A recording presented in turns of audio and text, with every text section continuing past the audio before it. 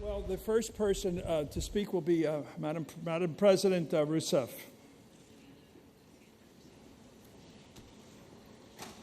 Eu primeiro gostaria. Bueno.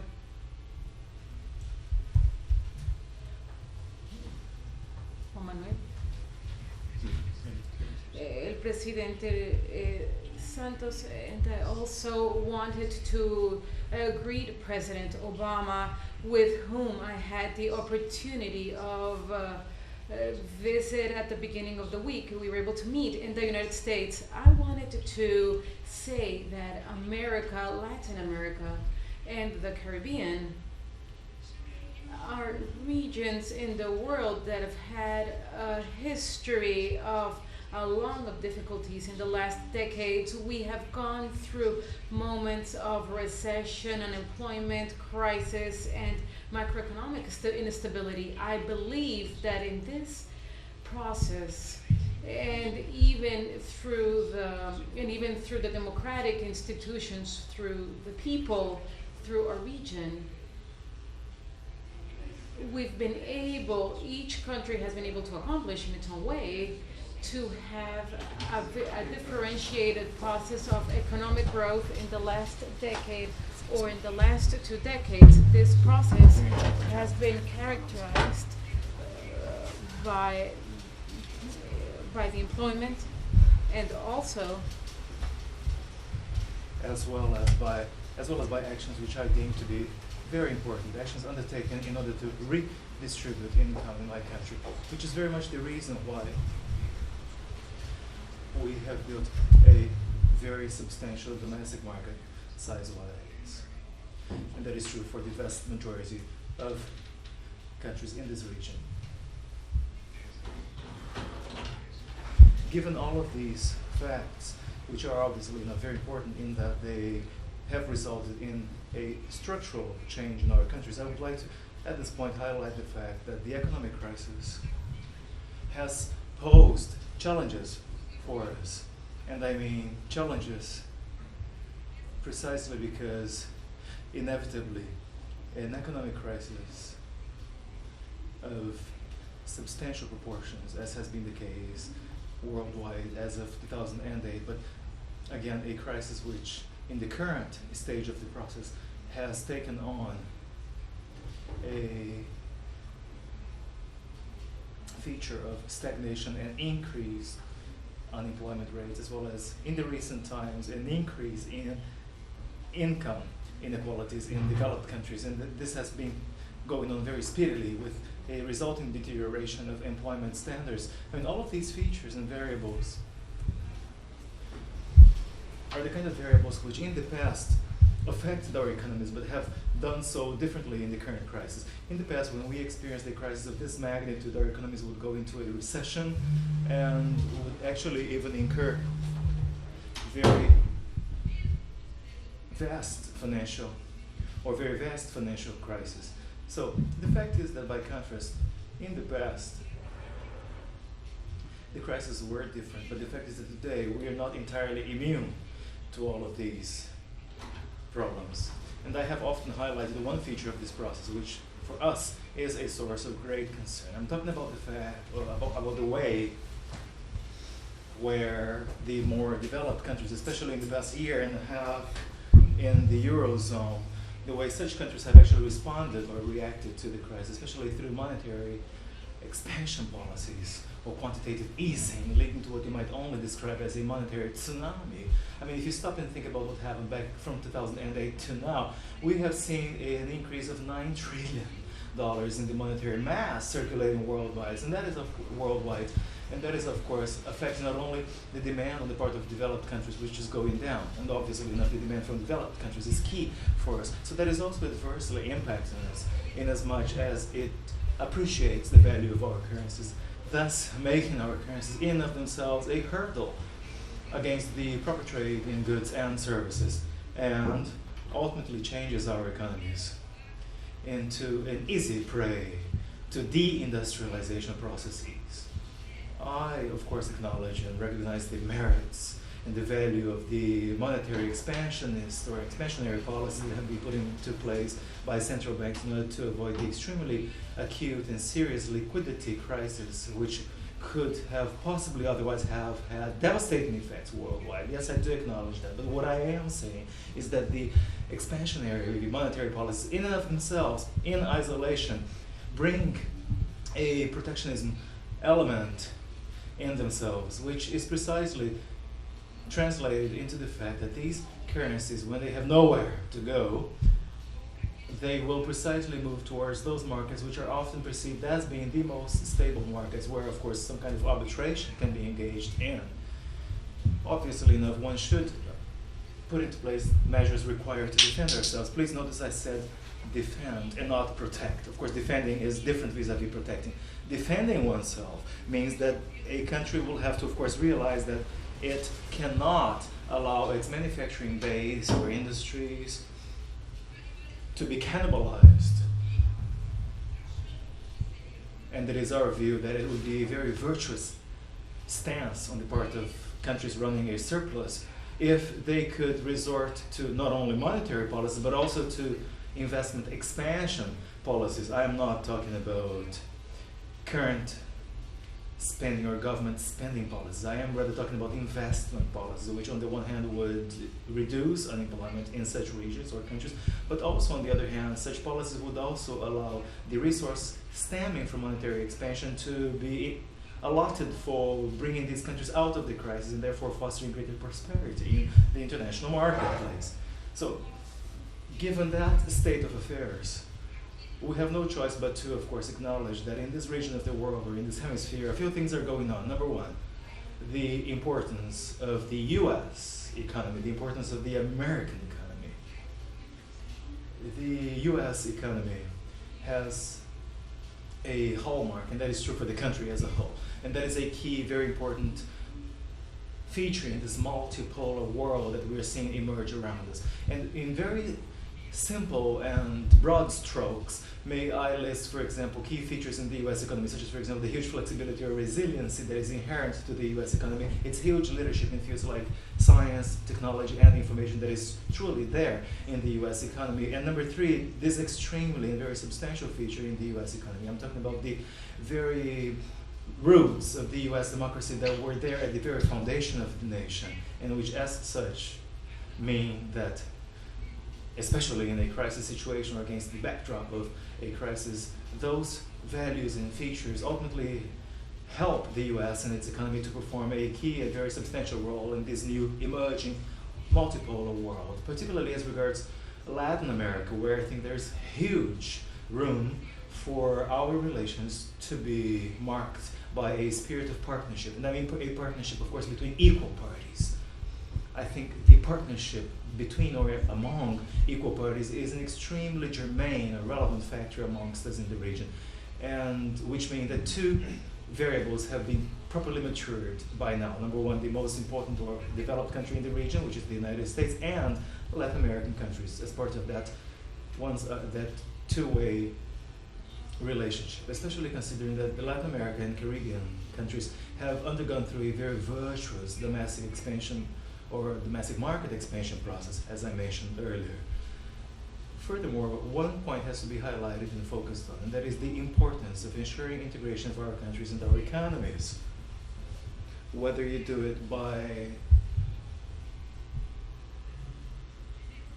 ensuring proper diversification of production chains and therefore ensuring that production chains will be orchestrated or coordinated intra-regionally, in other words, within the region, or alternatively considering, for example, the fact that there are major partnerships to be engaged in the infrastructure arena, whether you're talking about energy or electricity.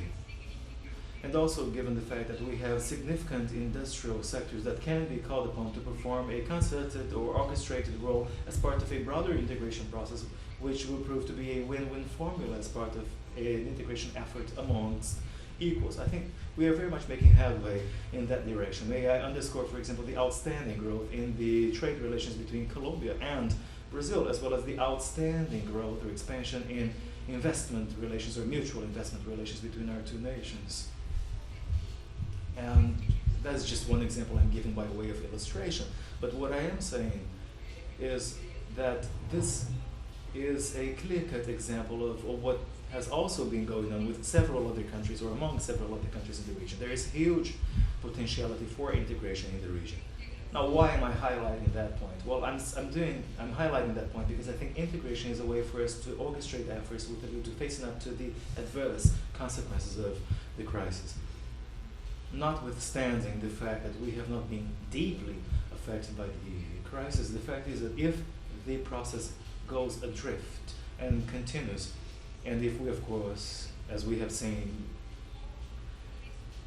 if we notice the beginnings of a recession process leading to unemployment with a significant monetary expansion leading to inflation plus an economic bubble, if there is no investment, of course, inevitably and relentlessly there will be speculative bubbles and inflation. So for those of us in this region, in Latin America and in the Caribbean, once we engage in such a concerted action, coupling, of course, these efforts with the U.S. economy, it is absolutely key that we view this part of the world as a very conducive and instrumental region in the world where we can establish partnership-based relations among equal parties from a mutual investment perspective and from an integration and government coordination perspective, with a view to engaging in actions that are not protectionist in nature. After all, protectionism in our region has not led to economic growth nor to prosperity. In parallel, and at the same time, no one here is naive to the point of, thinking that one should not possibly defend oneself in the face of certain facts. I am nonetheless very optimistic as regards the relations in this hemisphere, among countries in the hemisphere, and above all, very optimistic as regards the relations that our Latin American and Caribbean countries can and should engage in the CELAC community of Latin American and Caribbean countries, UNASUR, Mercosur, G20, and all multilateral fora, with a view to ultimately coordinating sustainability processes that will help underpin our production bases, sectors, and investments, whether through FOSAN or through our own national development banks or through the IDB. In a nutshell, I think, and I believe, that the sweeping changes in this continent, in addition to waging a bet in or on the domestic markets and also on better income distribution policies, I think that the better performance of this continent will necessarily involve greater and fuller integration.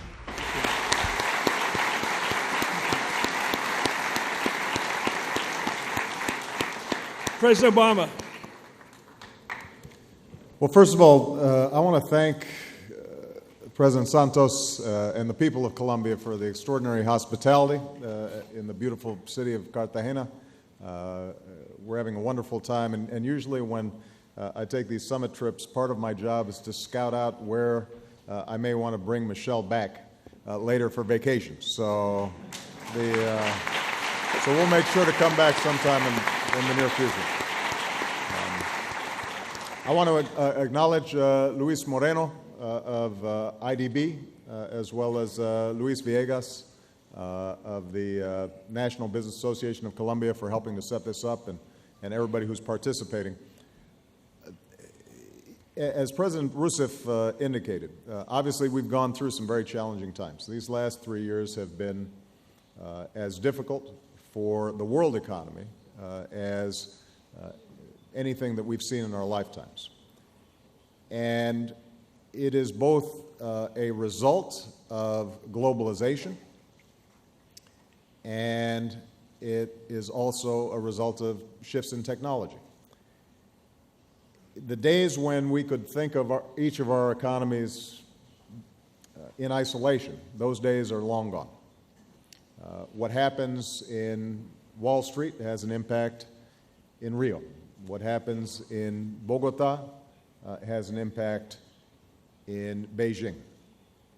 And so I think the challenge for all of our countries, and certainly the challenge for this hemisphere, is how do we make sure that globalization and that integration is benefiting a broad base of people, that economic growth is sustainable and robust, and that it is also giving opportunity to a growing, wider circle of people and giving businesses opportunities to thrive and create new products and new services and enjoy this global marketplace. Now, I think the good news is that this hemisphere is very well positioned in this global economy. It is remarkable to see the changes that have been taking place in a relatively short period of time in Latin and Central America and in the Caribbean. When you look at the extraordinary growth that's taken place in Brazil, first under President Lula and now under President Rousseff, when you think about the enormous progress that's been made here in Colombia under President Santos and his predecessor, what you see is that a lot of the old arguments on the left and the right no longer apply. And what people are asking is, what works? How do we think in practical terms about delivering prosperity, training our people so that they can compete in a global economy? How do we create rule of law that allows businesses to invest with some sense of security and transparency? How do we invest in science and technology? How do we make sure that we have open and free trade at the same time as we're making sure that the benefits of free trade are distributed both between nations but also within nations? And the good news is, I think, that through various international organizations and organizations here within the hemisphere, we've seen enormous progress. Trade between the United States and Latin, Central, South America, Central America, and the Caribbean have expanded 46% since I came into office. 46%. Before I came to Cartagena, I stopped in Tampa, Florida, which is the largest port in Florida. And they are booming and expanding, and the reason is because of the enormous expansion of trade and commerce with this region. It's creating jobs in Florida, and it's creating jobs in Colombia, and it's creating jobs in Brazil and throughout the region. Businesses are seeing that if they have an outstanding product or an outstanding service, they don't have to restrict themselves to one market. They now have a regional market and ultimately a global market in which they can sell their goods and succeed. A couple of things that I think will help further facilitate this productive integration. Number one, the free trade agreement that we've negotiated between Colombia and the United States is an example of a free trade agreement that benefits both sides. It's a win-win. It has high standards.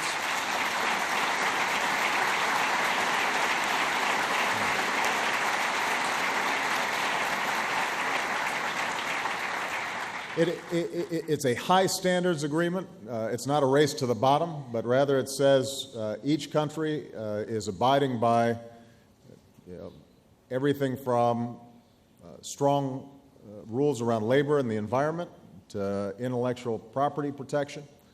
And so I have confidence that as we implement this plan, what we're going to see is extraordinary opportunities for both U.S. and Colombian businesses. So trade agreements of the sort that we have negotiated, thanks to the leadership of President Santos and his administration, I think point the way to the future. In addition, I think there is the capacity for us to cooperate on problems that all countries face, and I'll take just one example, the issue of energy. All of us recognize that if we're going to continue to grow our economies effectively, then we're going to have to adapt to the fact that fossil fuels are a finite resource and demand is going up much faster than supply. And there are also obviously significant environmental concerns that we have to deal with. So for us to cooperate on something like joint electrification and electric grid integration so that a country like Brazil that is doing outstanding work in biofuels or hydro energy has the ability to export that energy, but also teach best practices to countries within the region, create new markets for clean energy throughout the region, which benefits those customers who need electricity, but also benefits those countries that are top producers of energy. That's another example of the kinds of progress that we can make together. On the education front, every country in the region recognizes that if we're going to compete with Asia, if we're going to compete with Europe, we've got to up our game. We have to make sure that we've got the best trained workers in the world. We've got the best education system in the world. And so the work that President Rousseff and I are doing together to try to significantly expand educational exchanges and send young people who are studying science and engineering and computer science to the United States to study, if they're Brazilian, down to Brazil to study best practices in clean energy in Brazil. There's an enormous opportunity for us to work together to train our young people so that this hemisphere is filled with outstanding entrepreneurs and workers and allows us to compete more effectively. So there are a number of areas where I think cooperation is proceeding. Sometimes it's not flashy. I think that oftentimes in the press, the attention in summits like this ends up focusing on where are the controversies. Sometimes those controversies date back to before I was born. Sometimes I feel as if in some of these discussions, or at least the press reports, we're caught in a time warp, going back to the 1950s and gunboat diplomacy and Yankees and the Cold War and this and that and the other. That's not the world we live in today. And my hope is that we all recognize this enormous opportunity that we've got. And I know the business leaders who are here today, they understand it. They understand that we're in a new world and we have to think in new ways. Last point I want to make. I think when you think about the extraordinary success in Brazil, the success in Colombia, a big piece of that is governance. You can't, I believe, have over the long term successful economies if you don't have some basic principles that are being followed: democracy and rule of law, human rights being observed, freedom of expression, and I think, and also personal security, the capacity for people to feel as if if they work hard, then they're able to achieve, and they have motivation to start a business and to know that their own work will pay off. And I just want to compliment both Brazil and Colombia, coming from different political traditions. But part of the reason why you've seen sustained growth is governments have worked effectively in each country. And I think that when we look at how we're going to integrate further and take advantage of increased opportunity in the future, it's very important for us not to ignore how important it is to have a clean, transparent, open government that is working on behalf of its people. And that's important to business as well. The days when a business feels good working in a place where people are being oppressed, ultimately that's an unstable environment for you to do business. You do business well when you know that it's a well-functioning society and that there's a legitimate government in place that is going to be looking out for its people. So I just want to thank both of my outstanding partners here. They're true leaders in the region, and I can speak, I think, for the United States to say that we've never been more excited about the prospects of working as equal partners with our brothers and sisters in Latin America and the Caribbean, because that's going to be the key to our success. All right?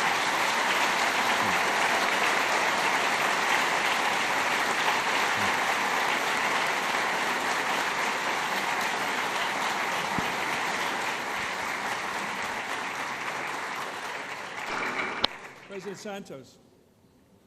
Muchas gracias, Chris, y quiero Chris, and I want to welcome the President of Brazil, Dilma Rousseff, and I want to welcome President Barack Obama, and I want to tell him how pleased we, all the Colombians, are, and I thank all the ones that are here for your presence here in Colombia, for being here in Cartagena and in such an important forum. I am I'm in a very odd situation. I'm here in the middle of two titans, and Colombia, in such a way, it's in the middle in many cases. We are geographically between Brazil and the U.S. I think that politically, we're in the middle as well.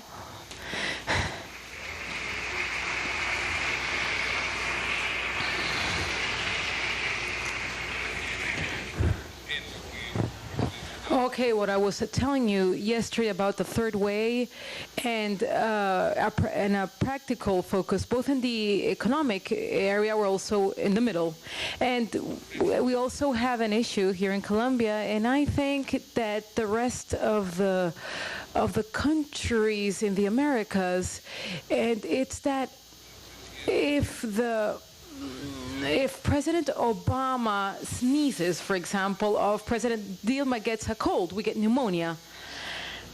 And therefore, we, in such a way, depend a lot that these two presidents, the president and president, that these two countries work in a coordinated manner. For it's very, very important for us. Each time we're saying, and I'm very pleased, President Obama, to hear you say what you've just said at the end, that never has the U.S. been so excited of working with Latin America. Therefore, this is something that is huge for us, and we value that statement with all the dimension that it may have, because that's what we want.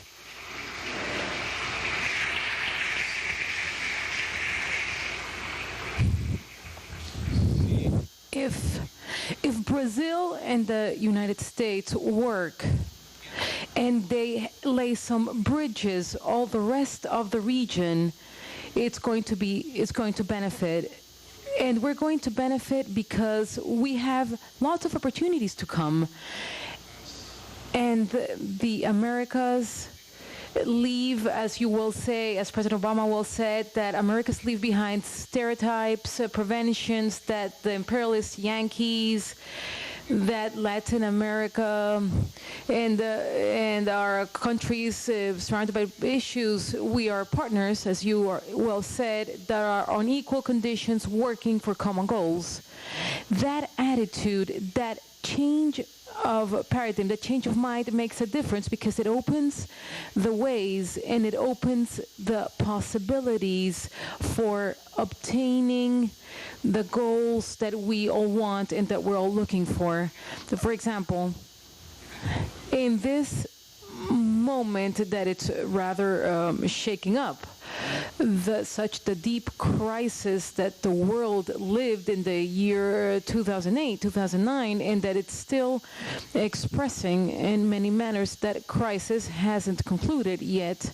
Those are crises that come back from the Great Depression, that where Latin America came out well, relatively well. Here, we here didn't suffer the impact that we usually suffered with other crises that would strike us, the Latin Americans, harder, because we hadn't set in execution the appropriate policies, but but we learned. Brazil learned, Colombia learned, many other countries learned, and this crisis affected us, of course, because as President Obama well said, today we can't think that there's no interdependence, that what happens in Bogota it has an effect on New York or Brasilia, but we were less affected because we were better prepared. And this for Latin America is a very important step because it comes accompanied by those principles that President Obama was mentioning and that are necessary for the sustainability of any economic growth, any balanced growth, the democratic principles, the rule of the law, the respect for human rights, for freedom, for the freedom of expression. In general terms, with exceptions, of course, but in general terms, Latin America has progressed in these two fronts. We've been able to set in place some more responsible economic policies, more sustainable economic policies, and at the same time, we've been progressing in perfectioning the political systems and their democracy. This must draw us closer together because this was where part of the difference was before. This is part of the issues we had between North America and Latin America and the Caribbean. And here we are setting ground, and it would be very important, for example, that in this crisis of the world, that the world still hasn't surpassed, that we're striving to get off, sometimes with the wrong policies. I share with President Dilma Rousseff the concern that the Latin American countries have with the expansionist policies of the developed countries, including the U.S., because in such a way that is they're exporting their crisis to us with the depreciation of the currencies that we have in our countries, and that lack of coordination in the search of the roads to get out of this recession is what may bring us a lot of trouble.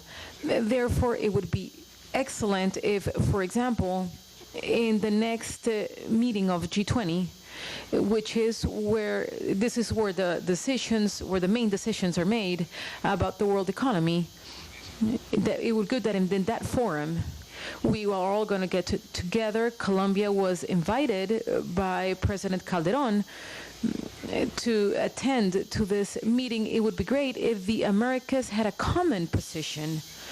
Would you imagine the impact that would have for the rest of the world, for Europe, for Asia, that from Alaska to the Patagonia, the Americas would be able to arrive with very specific proposals, practical proposals, and things that would be able to be achievable? Imagine the impact that would have not only for the rest of the world, but the message that we would send for that integration, that it's necessary and that we should look for every day amongst the countries of Latin America and the countries of North America and the US and Canada.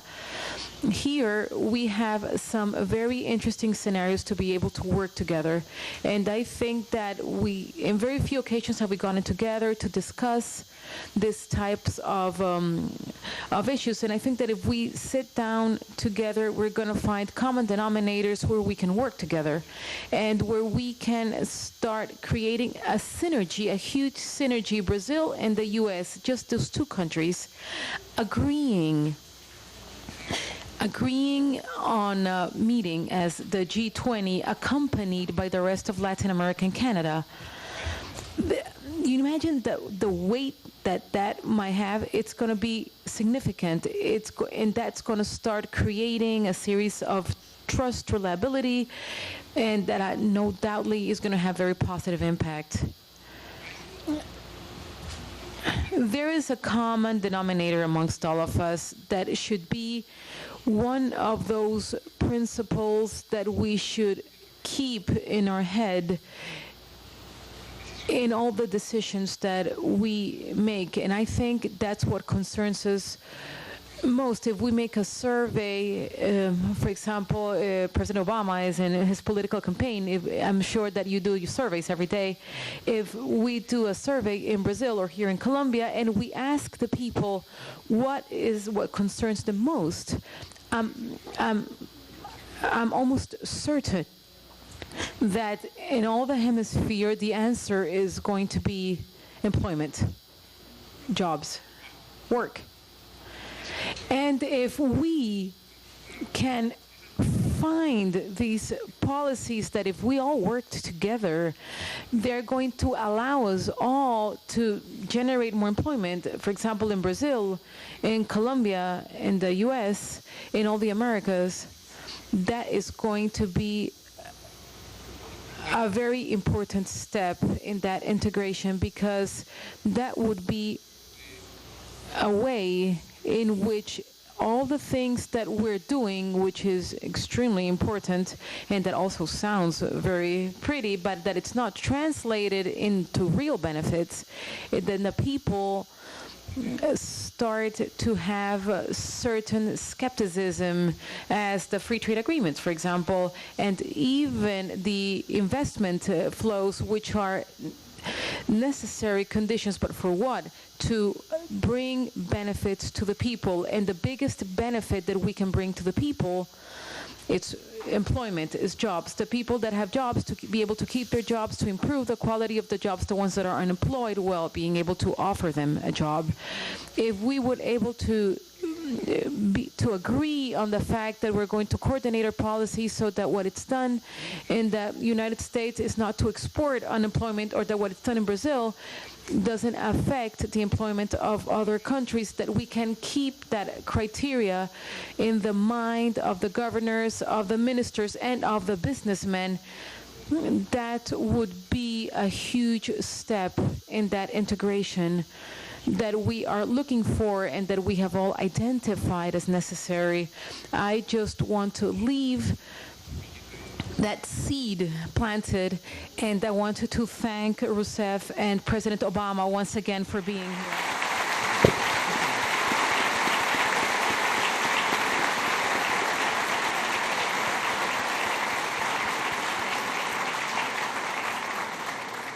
President Santos, on behalf of everyone here, I want to congratulate you for a wonderful welcome you've given all of us here. It's been the warmest welcome I've ever gotten in my life. It's a wonderful city, Cartagena. And last night, spectacular. I don't think I've seen anything like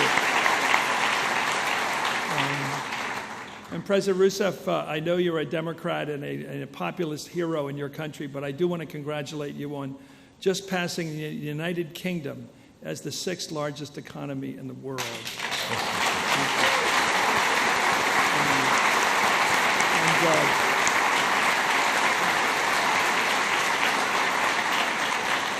I can only imagine what would it be like if Argentina did that. And I'm not talking about soccer. Anyway, let me start. We only have a little time. You guys must have learned the Dean Smith rule of basketball. You've controlled the ball here now for most of the time. The four-corner offense was in effect. Let me go to you, President Santos, and thank you so much for this honor to be here. I guess there's some issues in America. We have a very large Hispanic population. 10% of our electorate is going to be Hispanic in background. We are the second largest Spanish-speaking country in the world after Mexico. People have dual languages in the United States, of course, but they're so much Spanish-speaking. You have a chance to sit next to President Obama now. Do you want to ask him about the ways you think the United States could help your country in the drug war?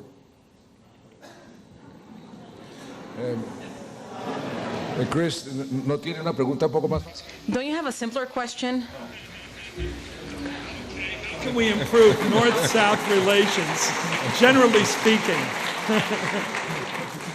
No, lo que nosotros estamos... What we are saying, it's simply the possible, President Obama. What we're saying is that Colombia has been one of the countries that has suffered, of all the countries in the planet, Colombia is the one that has suffered more in this war against drug trafficking. It's a war that was declared by President Nixon in 1971, but that goes way back. Even the famous convention of the opium. And we've been fighting, we've been struggling, and we've been successful thanks to the help of the United States. Plan Colombia, I think it's the best initiative, the best bipartisan initiative approved by the U.S. Congress. I think it's been the most successful thing approved by the U.S. government in the last years. And I think that this is something that we in Colombia appreciate fondly. I remember that here in Cartagena, I was the finance minister when President Clinton was here to launch Plan Colombia.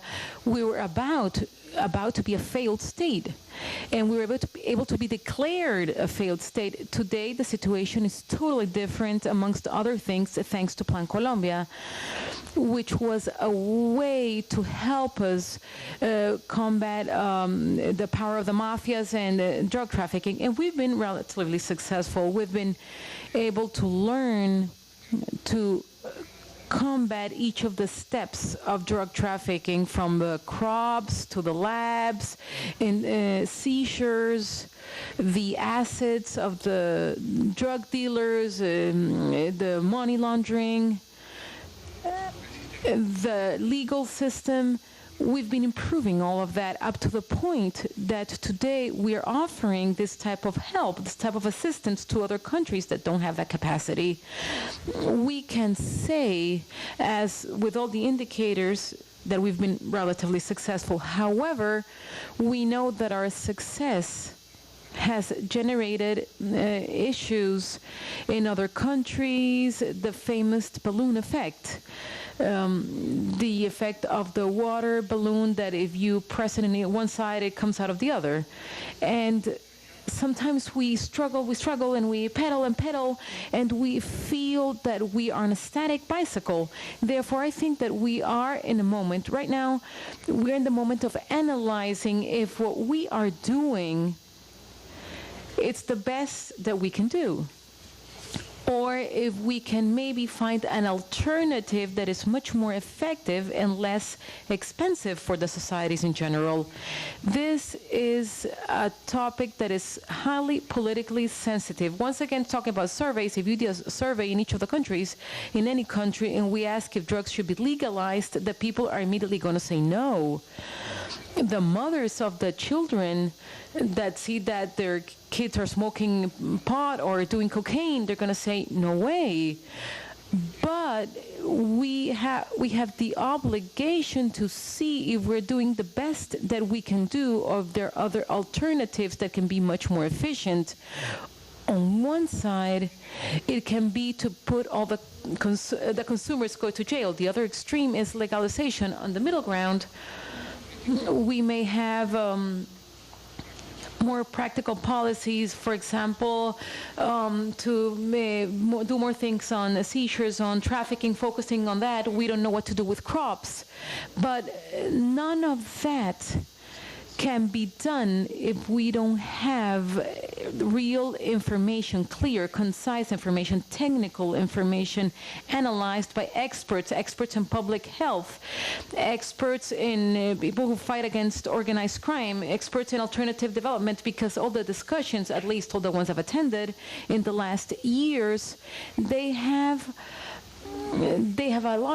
a big emotional factor because of the political sensitivity of the issue. Therefore, the only thing that I'm saying, without lowering the guard, because in the Colombian case we can't lower the guard, because for us this is a topic of national security, because drug dealing is what feeds all the violent groups in the country. We can't let our guard down, but I think that we have the obligation as the world, not as the country, but as a world, to analyze if what we are doing is the best thing that can be done. Maybe we get to the conclusion that amongst all the evils, this is the least worst evil, and we keep on working the same way. But maybe doing a very thorough, rigorous analysis, objective analysis, we can be able to derive another conclusion. This is what we're saying.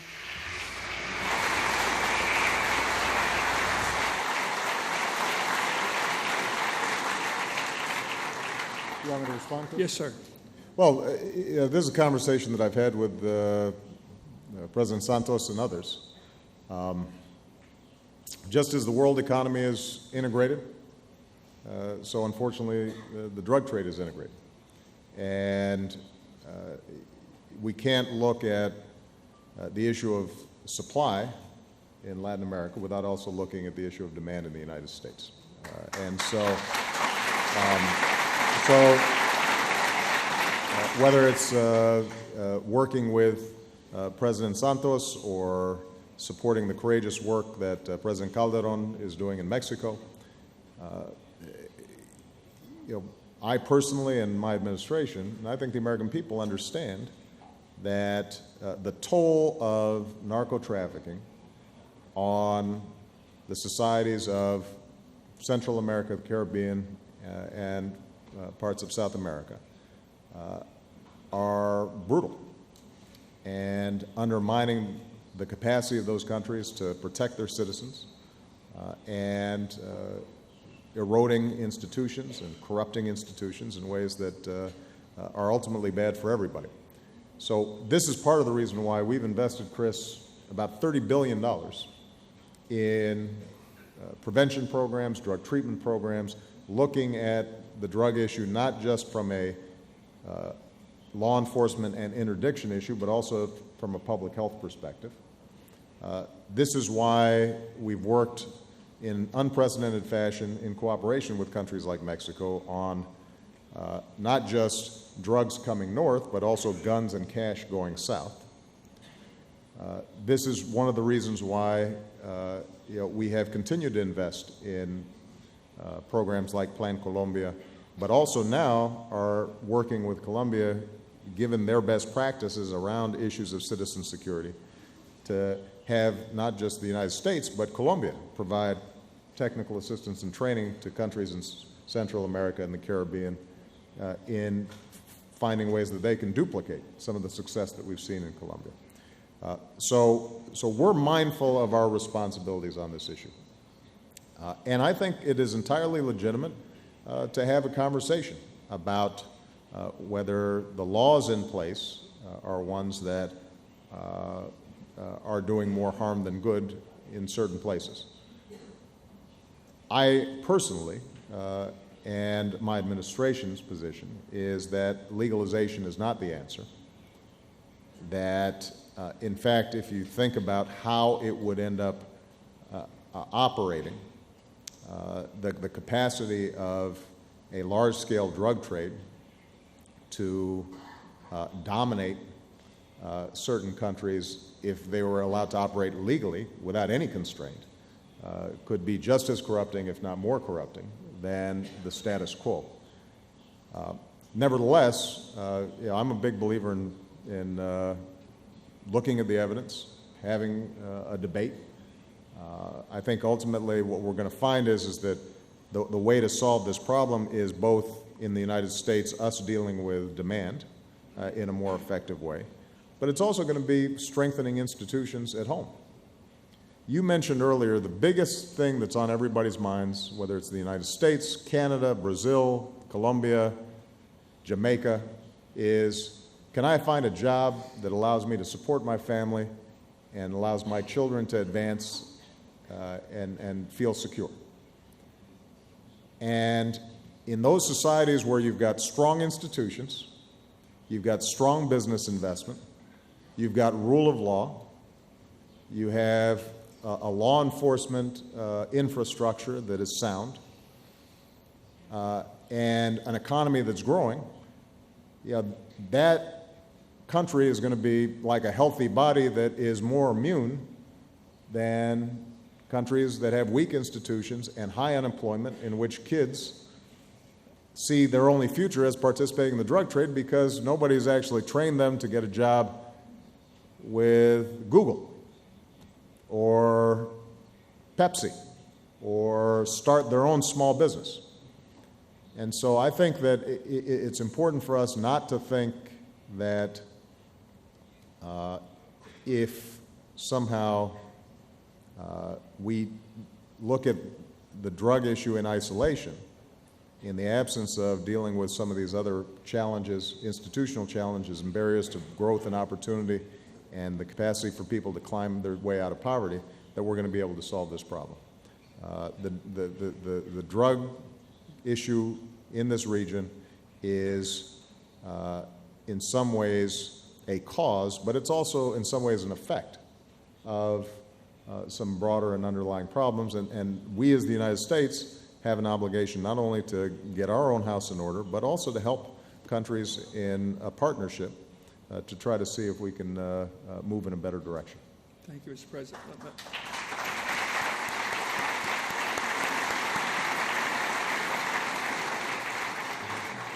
President Rousseff, let's go back to the big picture of the whole question of this hemisphere and the future. We've had in the past bad relations between North and South. We've also had attempts at good relations. Franklin Roosevelt's good neighbor policy, Kennedy's Alliance for Progress. Your country is enormously important now in the world. It's a global power. It's one of the leading BRIC countries in the world. As you look to the future of the 21st century, what do you think the model should be for hemispheric relations among the nations of the hemisphere? Should it be different than it's been? Is there a new model that you foresee between North and South?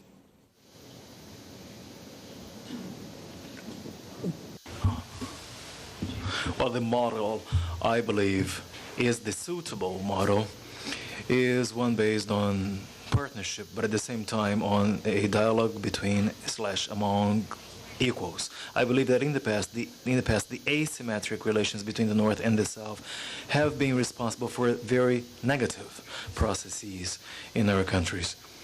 Even if we cannot and should not go back to the past and impregnate ourselves in minds of standards and models of the past, it is nevertheless important to state that for a very long period of time, more precisely in the past few years, in the past 20 years to be more precise, the fact is and remains that Latin America lived in a state of recession, unemployment, and expanding inequality, and even worse, absence of any realistic outlook for growth.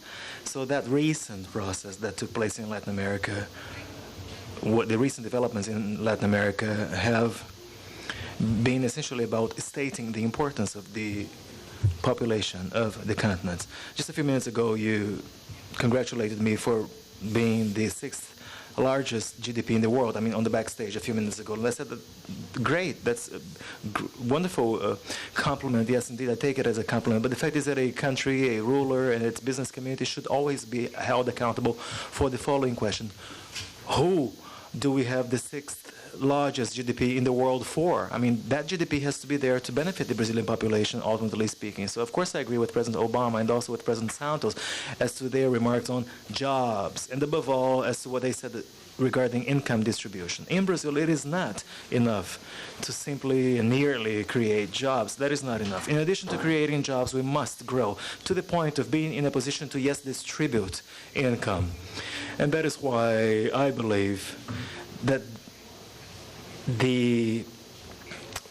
a virtuous type of relationship here is one that respects, of course, countries' sovereignty, while at the same time, and more importantly, takes into account mutual development amongst nations as a key and crucial element on the agenda. And yes, we are in a position to engage in that kind of development. We have the wherewithal.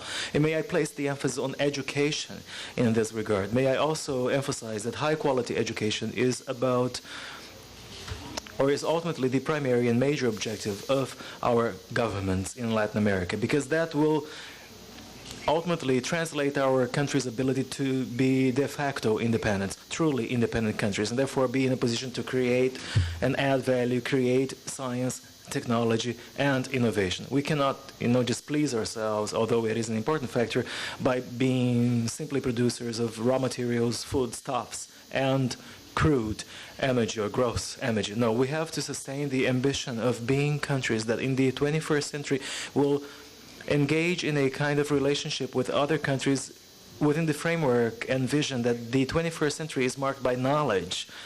The 21st century is one where the key challenge before us is that of fostering, creating societies where our populations will indeed be given access to what can perhaps be described as the best and the biggest fruit and, say, outcome of a balanced growth trajectory in any country. And that is about, of course, ensuring opportunities to all, above all, education opportunities. If we are not able to secure education opportunities and proper training and development of our manpower and an industry that is in a position to add value and content and be competitive and productive in terms of high throughput levels, if we fail in those respects, we will not have the wherewithal required to become truly developed nations.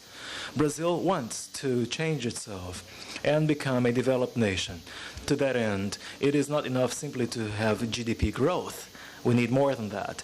Hence, why we need to engage in pro-integration processes, and of course hence the importance of having a proper north-south relationship and a more balanced relationship between developed and developing countries, because that is the kind of process and actions that will benefit us all. A continent that has more than 700, actually almost 1 billion people. Can you imagine what this continent would be like if it were properly endowed with people who are in a position to properly produce and consume, and above all, people who are properly schooled, educated, and in a position to add value to their economy? So I see in this partnership among us a partnership that is necessarily one amongst equals. No one can possibly produce science, knowledge, and high-quality education among parties or among countries that are asymmetric or unequal. I mean, all of us have our own experience in that regard. I mean, all of us were colonized countries and settled by third parties, including the United States, which engaged in a very strong, successful campaign, had to go to the battlefront in civil war to defend and assert its sovereignty as a colonized nation. So we all know that there can be no dialogue amongst or between unequal people or countries. Actual dialogue and actual exchanges and actual cooperation can only take place if we place ourselves or position ourselves as countries that depend on each other mutually in order to make the world a more prosperous place. Now, there's one important point here to be highlighted time and again. This is a country that spent, I mean, not this country, rather, the speaker herself, this continent spent 100 or has spent 140 years in peace. There have been no conflicts, no warfare, no religious conflicts whatsoever in this continent for 140 years on end. So that gives us the wherewithal, the institutional conditions required for us to move ahead towards the pathway of prosperity. And yes, I agree, and I would like to praise President Obama for the open government initiative launched by his administration. I think that is essential and key for our countries. It is essential and fundamental that we practice government accountability, transparency, monitoring, control, checkings, and so forth. Not only to foster a better business environment, but also to ensure we are able to offer high-quality job opportunities for our education, or rather for our populations. In order to provide high-quality educational opportunities, we will also have to have in place a meritocracy or a merit-based system in our societies, and that applies not only to the government but also to the state apparatus. We will have to live up to a standard of efficiency and respect towards citizenry at large. So I think that the open government initiative launched by President Obama is really an excellent and outstanding one. And it is a partnership or initiative where Brazil is a co-chair.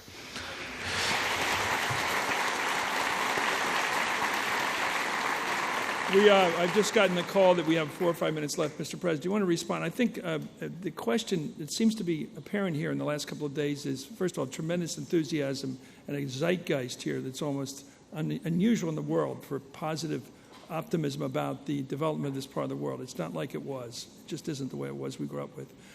The challenge, I think, you just heard from the President of Brazil was the notion that Latin America is not interested in being our complementary economy anymore. The agricultural end, while we do the industrial end. They do the provision of raw materials, and we do the finest, highest level, high-tech work. How do you respond to Brazil's demand, really, to be partners and rivals? They want to use our educational resources. They want to come north to learn how to compete with us. Right, Mr. President, Madam President? Well, you want to be equals. You want to learn everything we know and then take it back and shove it at us, right? Isn't that it? Well, anyway, that's the response. I'm asking for your response. Chris, I'm not sure you're characterizing what President Rousseff said, but this is what happens when you get some of our U.S. political commentators moderating a panel. They try to stir up things. that may not always be there. But, and Chris is good at it. He's one of the best. But look, this is already happening. This has already happened. Brazil has changed, Colombia has changed, and we welcome the change. The notion somehow that we see this as a problem is just not the case, because if we've got a strong, growing, prosperous middle class in Latin America, those are new customers for our businesses. We want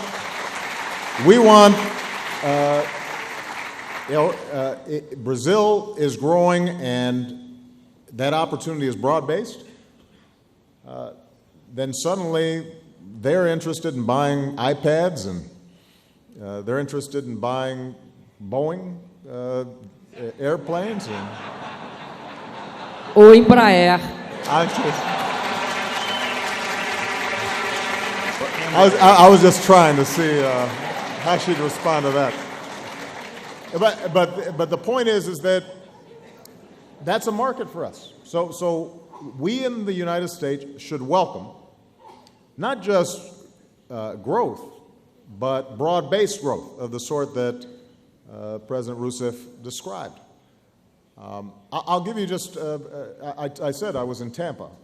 All those containers that are coming in, they have, in some cases, commodities coming from Latin America, but they also have finished products that are coming in from Latin America. We have commodities that are going into Latin America that we're sending back on those containers, as well as finished products.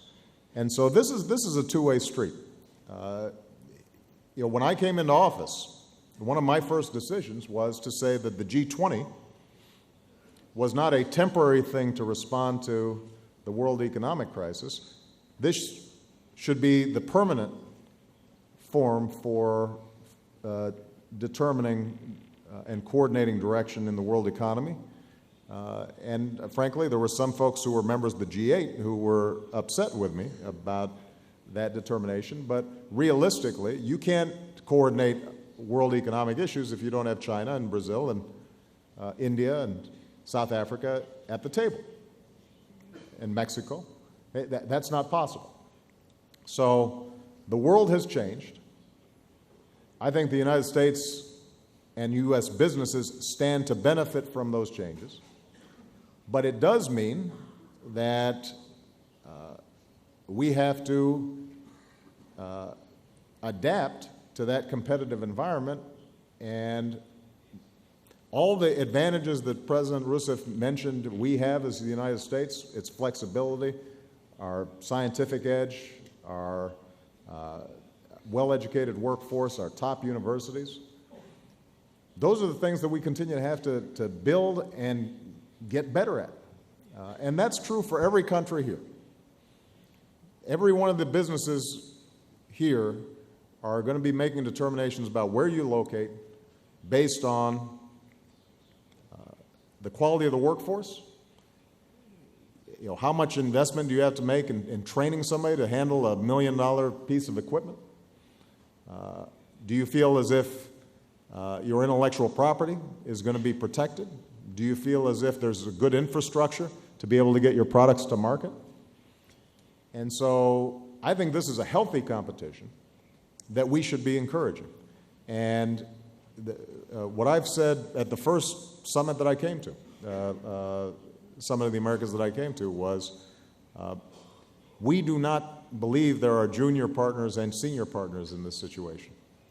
We believe there are partners. And Brazil is in many ways ahead of us on something like biofuels. Well, we should learn from them. And if we're going to be trying to mount a regional initiative, let's make sure that Brazil's taking the lead. It doesn't have to be us in every situation. Now, the flip side is, and I'll close with this, I think in Latin America, part of the change in mentality is also not always looking to the United States as the reason for everything that happens that goes wrong. So I I was in an interview, several interviews yesterday. These were actually with Spanish-speaking television stations that have broadcast back in the United States. And the first interviewer said, why hasn't the United States done more to promote democracy in the region? Because you've done a lot in the Arab Spring, but it seems as if you're not dealing with some of the problems here in Latin America. The next questioner said, why are you being so hard on Cuba and promoting democracy all the time? So, but that's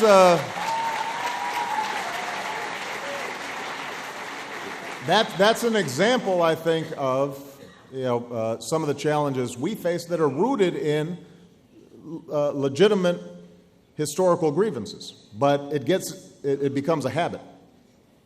And when it comes to economic integration and exchanges, I'm completely sympathetic to the fact that there are challenges around monetary policy in developed and less developed countries. And Brazil, for example, has seen the real appreciate in ways that have been hurtful. I would argue a lot of that has to do with the failure of some other countries to engage in rebalancing, not the United States. But having said that, I think there's not a country in Latin America who doesn't want to see the United States grow rapidly because we're your major export market. And so most of these issues end up being complicated issues. Typically, they involve both actions in the United States as well as actions in the other countries if we're going to optimize the kind of growth and prosperity and broad-based opportunity that both President Santos and President Rousseff have spoken about. And the United States comes here and says, we're ready to do business. We are open to a partnership. We don't expect to be able to dictate the terms of that partnership. We expect it to be a negotiation based on mutual interests and mutual respect, and I think we're all going to benefit as a consequence of that. Thank you.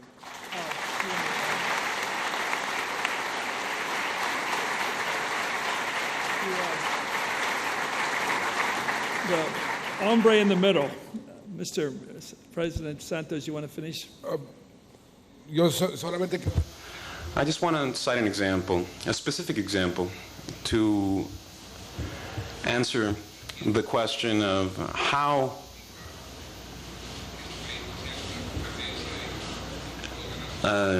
or the matter of how investing in another country will create a rivalry. It's actually the contrary. We all win when there's investment. A few weeks ago, the CEO of a non-American company in Colombia, the CEO of Unilever, and he said, I want to go to Colombia and I want to make a significant investment. And I asked him, why do you want to come here? And he said, look, we need to seek sources of growth for our company, for our products. You in Latin America are bringing millions of people out from poverty. And here in Colombia, we have implemented a plan that seeks to bring 1.2 million people out of extreme poverty and over 7 million people out of poverty. And these are potential consumers for my product, he said, and they will be permanent consumers. And that is why, and this is a huge business opportunity for me, for my country, he said, and it's a huge opportunity for you as a Colombian. We all win. And that is why if we take on problems with this mindset and the businessmen and women here execute these policies that we set in motion as presidents and leaders, we will all win. If we send our citizens to the United States to learn and then we apply those things that we learned in our countries, then we will be more prosperous, but the United States will be more prosperous as well. Because just as you are a very important market, we are also one of your most important markets. will be a win-win situation for everyone. Thank you. Thank you very much, President Rousseff, President Santos, and my president, President Obama. Thank you. It's been an honor. Thank you. Obrigado, Chris.